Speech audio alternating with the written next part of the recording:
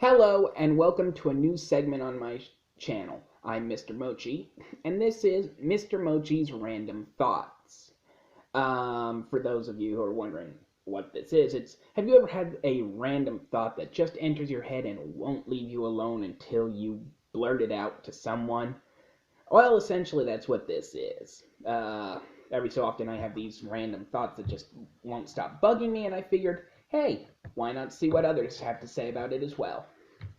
The thought that occurred to me recently, it happened yesterday, and I decided I'd make this into the first episode of my new show, is the superpower of being able to freeze time. I know, like I said, random thoughts. I was thinking about it the other day, and I realized in every version of people using either technology or some super ability to let them freeze time, they never mention the one glaring problem. If you freeze time, that means you freeze everything around you except yourself. That includes the air.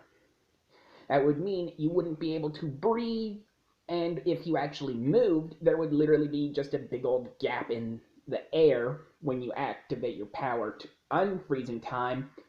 All that air would right into that void and could cause severe problems. And yet, no one ever seems to worry about this stuff, even in the more scientifically accurate sci-fi or fantasy series that happen.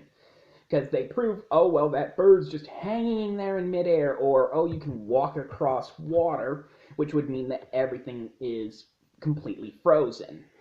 If everything was just stopped moving, and yet, say the wind and all that was still moving, then the birds would fall out of the sky, or you wouldn't be able to walk across water.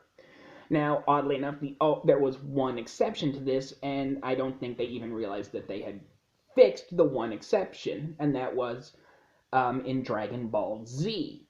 In the Frieza arc, there was this little green character on the Ginyu Force whose power was that he could freeze time as long as he held his breath. Now, admittedly, that doesn't give you still much time, but it got around the one flaw of not being able to breathe while while time is frozen. That's why he was always going. So really, the only way you could actually use a pure time freeze was if you had like an oxygen tank connected to you so that you could keep moving.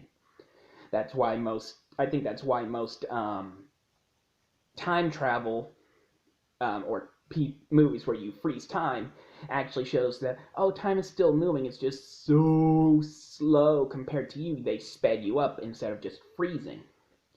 Again, I'm Mr. Mochi. This is a random thought, and let me know what you think. Give me down in the comments. Have a nice day.